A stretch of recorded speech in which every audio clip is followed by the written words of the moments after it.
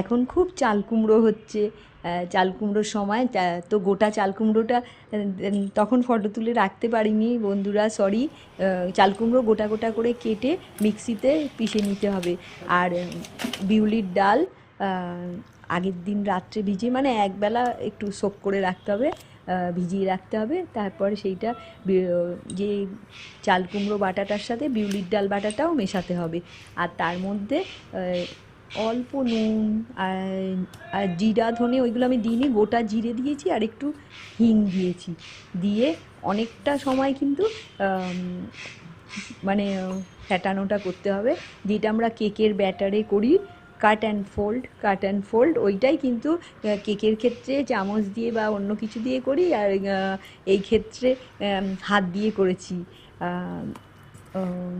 আর এইটা করার পর সেইটাকে এখন যেহেতু সেই ভাদ্র মাসে প্রচণ্ড রোদটা, তখন একটা স্টিলের থালায় অল্প সর্ষের তেল মাখিয়ে সেই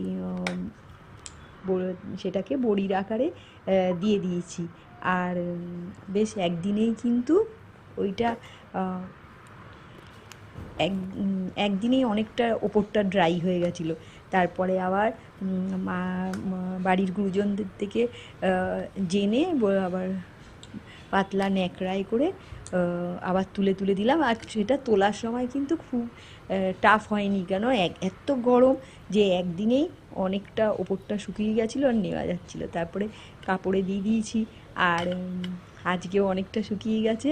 তাই এই বড়ি খুব টেস্টফুল হয়। আরেকবার করেছিলাম, তাই জন্য এখন খুব চারিদিকে চাল কুমড়ো পাওয়া যাচ্ছে, আর খুব গরম, বিউলির ডালও গরমের জন্য ভালো, তাই করার একটু ইচ্ছা হলো, আর ভালো বলে তোমাদের সাথে শেয়ার করলাম। তারপরে এই বড়িটা আলু দিয়ে এমনি নিরামিষের দিন এমনি বড়ির ঝোল করা যায়, আদা জিরা বাটা দিয়ে, ধনে দিয়ে। আর এইটা